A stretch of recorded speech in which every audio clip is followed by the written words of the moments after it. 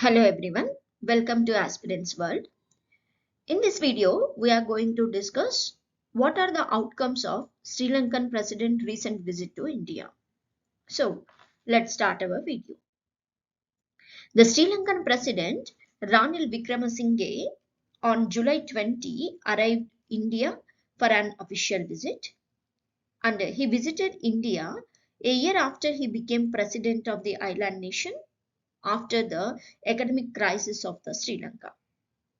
During Sri Lanka's dramatic economic crash last year, India extended the emergency financial support of nearly $4 billion, and it has provided relief at a time when the citizens struggle and a critical shortage of essentials occurred in the Sri Lanka.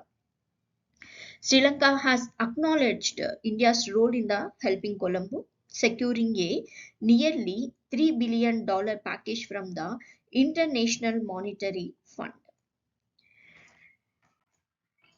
What are the key outcomes of the recent visit of Sri Lankan President to India? Both the nations has agreed some of the memorandum of understandings and some of the agreements were exchanged. What are those agreements?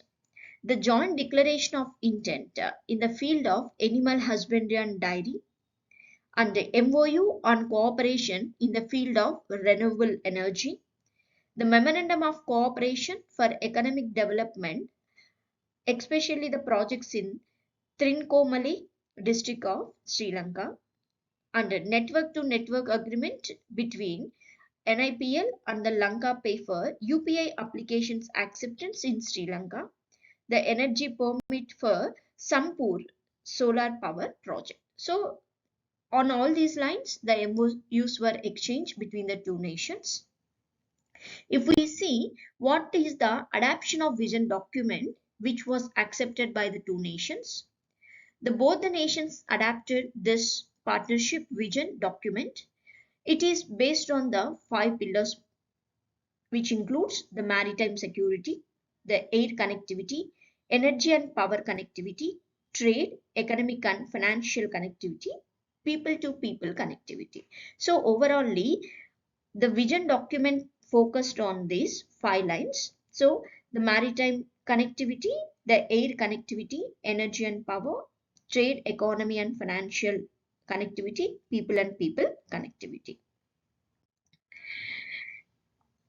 On maritime connectivity, the document outlines cooperation development of the ports and logistic at Colombo, Trincomalee and Kankeshanturai with an aim to consolidate regional logistics and shipping. So if we see this in the map point, so the Kankeshanturai located here and the Trincomalee here. So it has targeted the development of the ports and the logistic at these areas along with the Colombo. So the Colombo is located here. So in all these areas, it has concentrated on the development of the port.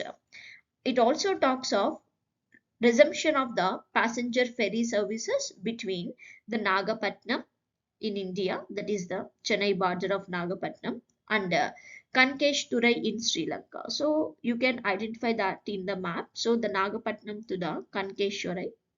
So it targeted on the resumption of the passenger ferry.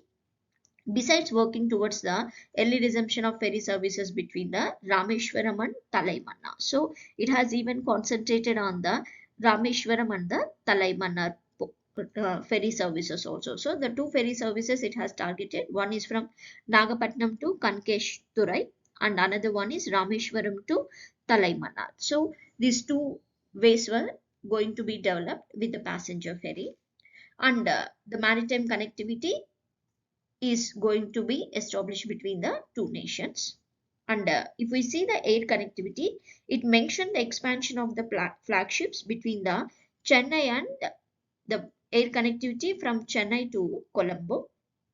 And besides exploring the connectivity between Chennai and Trincomalee, Batikoyala and other destinations in Sri Lanka. So with regarding to the air connectivity, it has concentrated on Batikoyala And along with that, it has concentrated on the connectivity of Chennai with the Trincomalee. So, and the air connectivity, it has concentrated on these lines, and the maritime connectivity, it targeted on the other areas. Moving ahead, on the energy and power connectivity also, it has developed certain things. The two sides plan to establish a high capacity power grid interconnection, and this is to enable the bi-directional electricity trade between the India and Sri Lanka in connection with the other nations like the BBIN, which includes the Bangladesh, Bhutan, India, and Nepal. So you must have the idea what is meant by this BBIN. It includes the Bangladesh, Bhutan, India, and Nepal.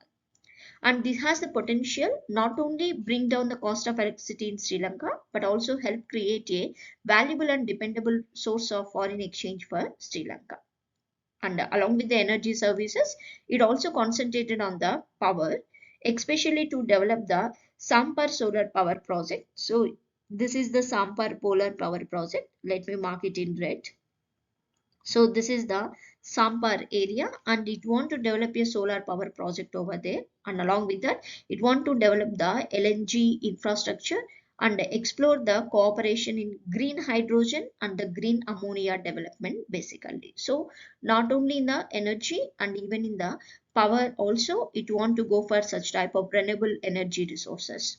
The two countries are working towards the multi-product petroleum pipeline from India's south to the Sri Lanka, and they will undertake a mutually agreed joint exploration and the production of hydrocarbons in Sri Lanka's offshore basins to develop Sri Lanka's upstream petroleum sector. So in this way, it has targeted on both the energy and the power connectivity between the two nations. On trade, economy, and financial connectivity also, they have done some vision document.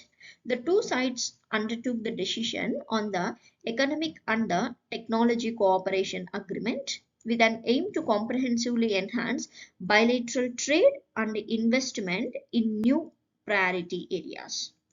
According to the vision document, the decision to designate the Indian rupee as currency for trade settlement between the two countries has forged stronger and mutually beneficial commercial linkages. So from now onwards, the India and Sri Lanka is going to have the trade settlement even in the Indian rupees also. Along with that, these two nations agreed to operationalize the UPI based digital payments for further enhancing the trade and transaction between the two nations. So in this way, on the investment purpose, on the trade, and even for the financial and economical strengthening, the two nations has made the agreements.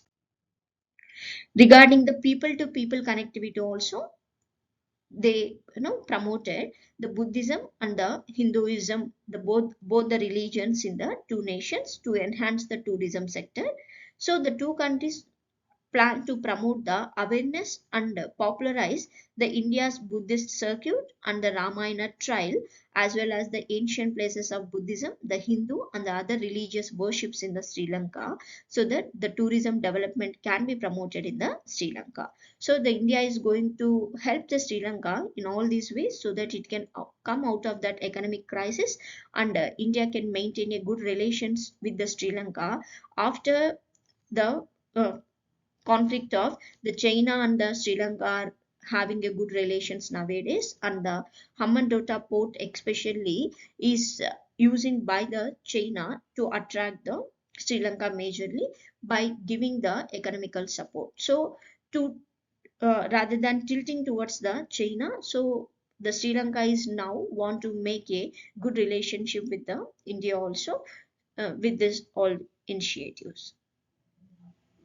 This is all about what is the outcomes of the Sri Lankan president recent visit to the India. So in all this sense, with regard to maritime, with regard to aid, the trade, transport and energy and power sector, along with the people connectivity, especially the religious connectivity and the promotion of the tourism. These all are the agendas of the recent visit of Sri Lankan president to India. So I hope you got the idea what is the benefits the Sri Lanka received from India during the recent visit. So thank you very much. This is for the day. I hope you have enjoyed the video. Please comment, share and subscribe our channel and like our videos. Have a great day. See you guys in the next week.